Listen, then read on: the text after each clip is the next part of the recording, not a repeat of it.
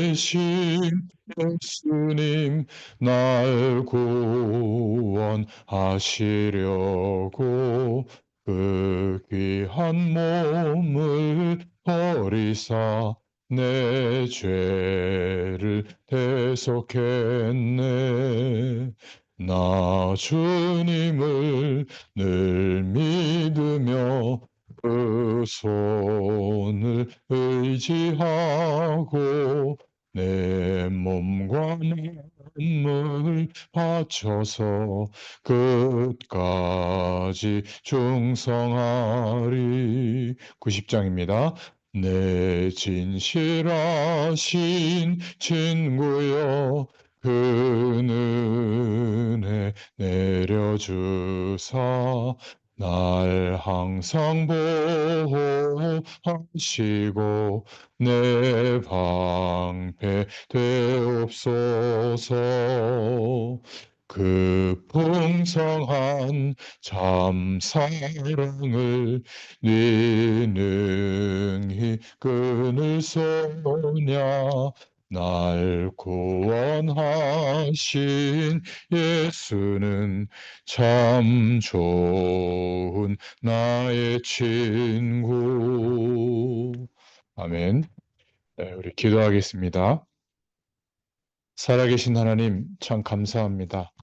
오늘 이 아침에도 저희들을 주님을 바라볼 수 있도록 우리의 마음과 중심을 일으켜 주시고 하나님께서 큰 은혜 속에 우리를 깨워 주심을 감사합니다. 새 날을 허락해 주셨사오니 새 은혜로 하나님이 부어 주시는 은혜로 충만케 하여 주셔서 오늘도 어떤 문제와 사건과 하루의 삶이 있을지라도 천국 배경 속에 있음을 기억하게 하시고 그 믿음 가운데 동행하시는 하나님을 바라보는 중에 하나님의 인도하심과 뜻하심이 어떠한 것인지를 깨닫게 하셔서 믿음으로 순종할 수 있는 큰 역사와 은혜를 더하여 주시옵소서. 모든 저주의 세력들은 예수 그리스도의 이름 앞에 결박을 받고 떠날지어다. 하나님께서 이 아침에도 모든 죄의 백성들에게 성령으로 충만하게 역사하여 주시옵소서. 함께 하실 줄 믿사옵고 예수님의 이름으로 기도드렸습니다. 아멘. 예, 하나님 말씀은 민수기 24장입니다. 10절부터 25절까지 말씀입니다. 민수기 24장 10절부터 25절입니다. 발락이 발람에게 노하여 손뼉을 치며 말하되 내가 그대를 부른 것은 내 원수를 저주하라는 것이거늘 그대가 이같이 3번 그들을 축복하였도다. 그러므로 그대는 이제 그대의 곳으로 달아나라. 내가 그대를 높여 심히 존귀하게 하기로 뜻하였더니 여호와께서 그대를 막아 존귀하지 못하게 하셨도다. 발람이 발락에게 이르되 당신이 내게 보낸 사신들에게 내게 말하여 이르지 아니하였나이까. 가령 발락이 그 집에 가득한 은금을 내게 줄지라도 나는 여호와의 말씀을 어기고 선악간에 내 마음대로 행하지 못하고 여호와께서 말씀하신 대로 말하리라 하지 아니하였나이까. 이제 나는 내 백성에게로 돌아가거니와 들으소서. 내가 이 백성이 후일에 당신의 백성에게 어떻게 할지를 당신에게 말하리이다 하고 예언하여 이르기를 보올의 아들 발람이 말하여 눈을 감았던 자가 말하며 하나님의 말씀을 듣는 자가 말하며 지극히 높으신 자의 지식을 아는 자 전능자의 환상을 보는 자 엎드려서 눈을 뜬 자가 말하기를 내가 그를 보아도 이때의 일이 아니며 내가 그를 바라보아도 가까운 일이 아니로다. 한 별이 야곱에게서 나오며 한 규가 이스라엘에게서 일어나서 모압을 이쪽에서 저쪽까지 쳐서 무찌르고 또 셋의 자식들을 다 멸하리로다. 그의 원수 에돔은 그들의 유산이 되며 그의 원수 세일도 그들의 유산이 되고 그와 동시에 이스라엘은 용감히 행동하리로다. 주권자가 야곱에게서 나서 남은 자들을 그 성읍에서 멸절하리로다 하고 또 아멜렉을 바라보며 예언하여 이르기를 아멜렉은 민족들의 으뜸이나 그의 종말은 멸망에 이르리로다 하고 또 겐 족속을 바라보며 예언하여 이르기를 내 거처가 견고하고 내 보금자리는 바위에 있도다. 그러나 가인이 쇠약하리니 나중에는 아수르의 포로가 되리로다 하고 또 예언하여 이르기를 슬프다. 하나님이 이 일을 행하시리니 그때의 살자가 누구이랴. 기띔 해변에서 배들이 와서 아수르를 학대하며 에벨을 괴롭힐 것이나 그도 멸망하리로다 하고 발람이 일어나 자기 곳으로 돌아가고 발락도 자기 길로 갔더라. 아멘. 거짓 예언자 딜레마라는 제목입니다. 오늘 본문은 거짓 선지자, 영매죠. 발람의 예언의 마지막 이야기입니다. 이 얘기를 듣고 에돔 왕 발락이 반응하는 것을 보면요. 이 발람의 이야기는 성경을 읽는 사람들을 매우 불편하게 만들죠. 그 안에는 거짓이 가득한데 겉으로의 말은 그렇듯할 때가 많기 때문입니다. 사실 발람이 거짓 마술사와 같았으나 발락에게 전한 말은 하나님께서 그에게 주신 말씀이었습니다. 그렇기 때문에 우리가 말씀을 전하는 사람을 조금 구분할 필요가 있음을 생각할 수 있습니다. 물론 인격이 엉터리인 목회자는 그가 전하는 것도 잘못될 가능성이 많다고 저는 생각합니다. 그러나 그럼에도 불구하고 그 인격과 행동이 잘못되었다고 해서 그가 전하는 것이 무조건 잘못된 것은 아니다. 이런 부분도 생각해 볼 필요가 있습니다. 최소한 우리는 에돔 왕 발락과 거짓 선지자 발람의 관계에서 발락에게 전한 거짓 선지자 발람의 말은 모두 맞는 말이었다는 것을 생각해 봐야 됩니다. 발락은 발람이 전한 하나님의 말씀을 받아들여야 됐습니다. 그러나 그는 처음부터 하나님의 말씀에 대해서는 민수기 24장 10절에 보면 결코 관심이 없었죠. 그래서 세 번에 걸쳐 발람이 하나님의 뜻을 전하였을 때 그것이 그가 선호하는 내용이 아니었기 때문에 분노했습니다. 그래서 모압 왕 발락은 이방인이기에 하나님의 생각과 그의 뜻이 다를 때 분노할 수 있죠. 당연합니다. 그런데 신앙인이면서도 하나님의 말씀에 순복하며 감사하지 않고 여전히 자신의 이익을 따라 자기의 뜻을 끝까지 관철시키고자 하는 사람이 있습니다. 하나님의 생각과 자신의 생각이 다르다는 것을 깨달았을 때 하나님의 말씀에 순복하며 감사하지 않고 끝까지 자신의 뜻을 관철시키고자 하는 사람이 의외로 많습니다.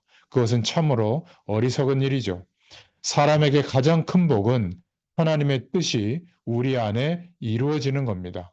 자신이 하나님보다 더 똑똑하다고 생각하면 자신의 생각을 우기십시오. 그러나 하나님께서 더 지혜로우시고 우리를 더 사랑하신다는 것을 믿는다면 철저히 하나님의 뜻에 자신의 마음을 굴복시킬 수 있기를 바랍니다.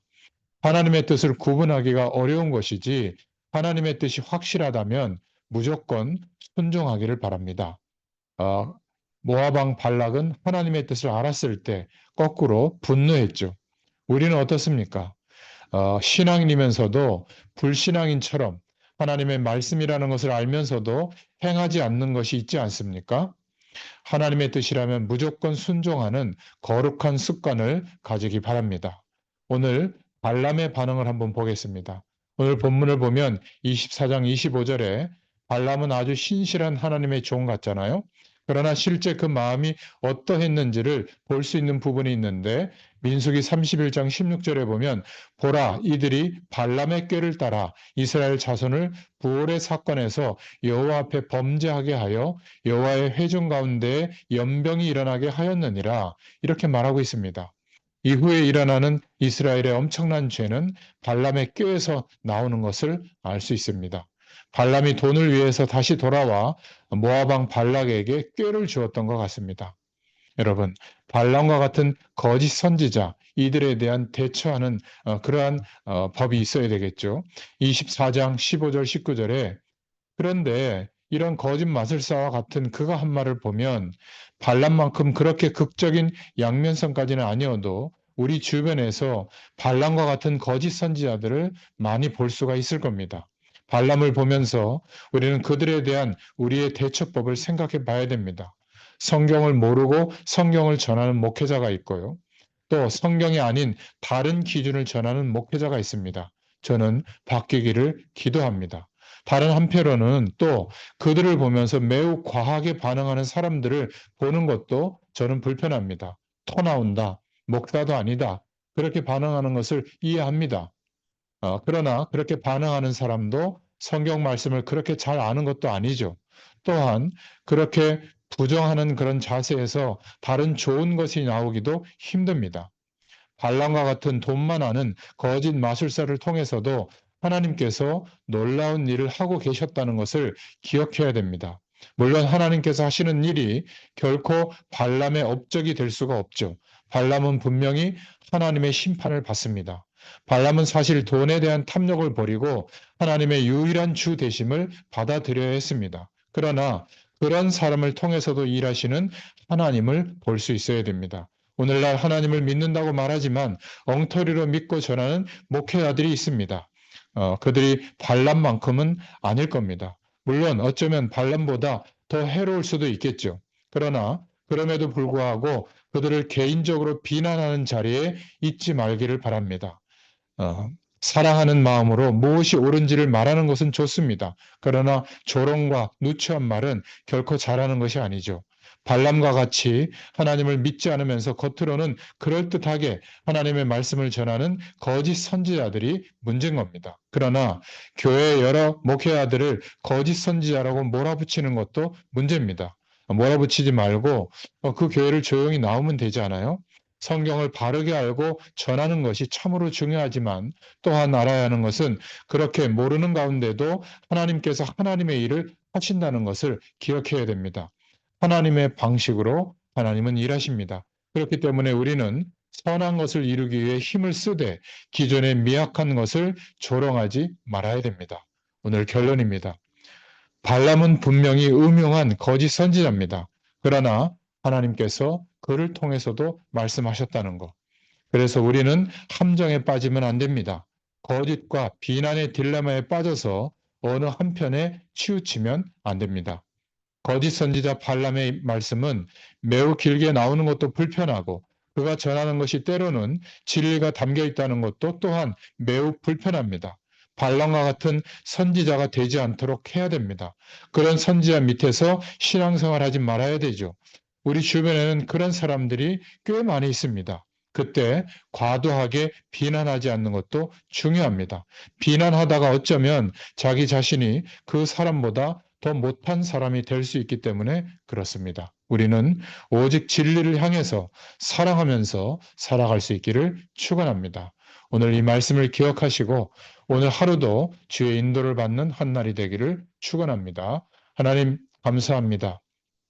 오늘도 하나님의 말씀을 통해서 하나님께서 역사하시는 놀라운 뜻과 계획하심을 바라보게 하심을 감사합니다. 거짓 선지자의 말에 우리가 현혹되지 않게 하시되 하지만 하나님이 일하시는 방식에 대해서도 우리가 눈을 뜨고 볼 수 있도록 역사하여 주시옵소서. 우리 안에 있는 모든 불신앙을 제해 주시고 하나님의 말씀을 의지하여 순종하며 나아갈 때에 하나님이 역사하시는 축복 속에 우리의 인생이 있게 되도록 은혜를 더하여 주옵소서. 오늘도 함께 하실 줄 믿사옵고 예수님의 이름으로 기도드렸습니다. 아멘. 계속 기도합니다.